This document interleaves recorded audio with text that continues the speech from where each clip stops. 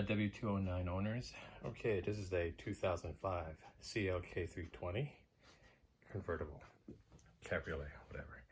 Anyways, had the SRS light on, and when my friend mechanic, Mercedes mechanic, checked the codes, saying that it's the side airbags on the seats itself that has too much resistance or too high resistance. So I'm going to go ahead and attempt a repair suggested by, oh shoot, who am I supposed to give credit to? But anyways, I'll post that later.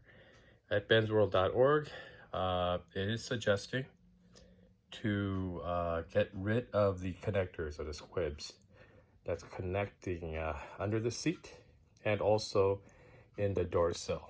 So I'm going to go ahead and do those two things. Post 16 updated for coupes and convertibles. So basically it's our 1222, or actually X35-1 or X35-1 and 2 and X55 3 and 4 are the two connectors I'm getting rid of. Also, just for extra measure, I'm going to get rid of the brown ground connector squib as well, so we have a solid ground, because sometimes, as we all know, grounds can go bad and cause a bunch of stuff to occur. So here we go. The tools that you need is, I just so happen to have these heat shrink connectors with solder in the center of them. They work wonderfully. Zip ties, the heat gun of course, the wire cutter, T20 and T25 bits to undo the connector assembly if you need be, and also the back of the seat. Razor to cut back the factory tape, new vinyl tape, and here are the squibs that I took off the passenger side. Yeah, so basically that's all you got to do is cut back about 10 millimeters and then just directly connect. Now, you don't have to disconnect the negative side battery, but if you're insecure, I would recommend it. Just know that on this squib, the brown wire is hot, so be very mindful, because when you connect it, you can see just a slight little spark, okay? But I didn't find it affecting the card anyway. All right, and of course, I'm cleaning all the connectors while I'm in there. So basically that's it. It's all the tools you need. That little PVC pipe is to hold up the padding in the front footwell. Okay, be back. Okay, so just go ahead and remove the mats, pull the seat all the way back, and raise it as high as you can.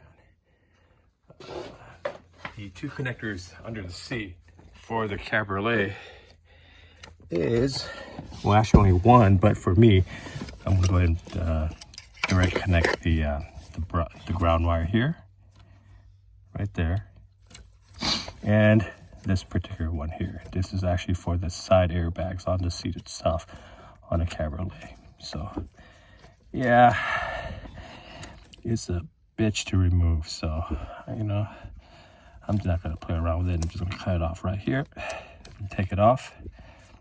I am going to remove it from the assembly, or the bracket here and here, so I can take this thing out and take this particular connector out as well, just to make it cleaner. But for yourself, you don't have to remove it. Just cut it off and solder them, making sure that the wires correlate to the opposite side.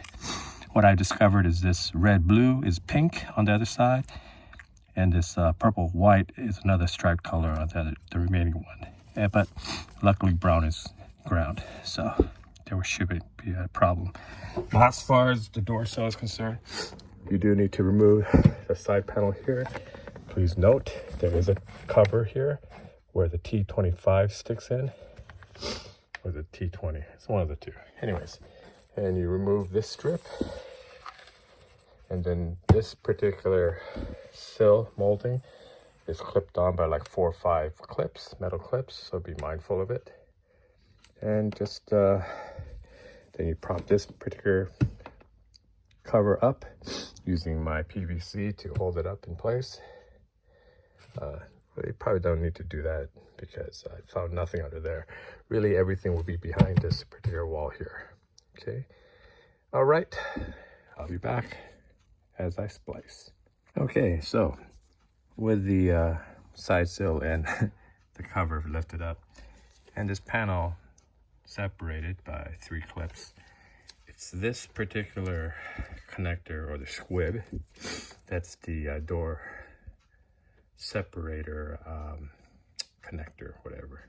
Anyways, this is a cause of issues and problems. I think it's like I said, the brown is hot and or grounded, and I believe the smaller wires are signal wires, and that's where I think the problem occurs. So this is going to be eliminated and going to be soldered together using my heat shrink solder connectors. And then I pulled off, like I said, the assembly here, and it's this particular one that's connected to the side airbag on the seat, and it just so happens the red blue match on this side and white. Yeah, consistent Mercedes, lovely. Okay, and if you look at those 2 wires, the brown wire just so happens to be running off of that same harness and separated and on its own ground here, but you will see later that it is connected to the side airbag as well. So next, I'm going to show you my soldering with those heat shrink soldering supply parts, whatever. Okay, using these heat shrink connectors, there's the brown ground wire live and on high heat. I got on the center first. Let it melt. You can see it shrinking. Pretty soon you're going to see the solder flow. There it is. Lower. And then go to the outer edges. There we go. And as simple as that. No crimping needed. And you let it sit and dry. As you can see, shiny solder underneath. So here's the finished product. Okay, as you can see, it's all tucked away, cleaned up.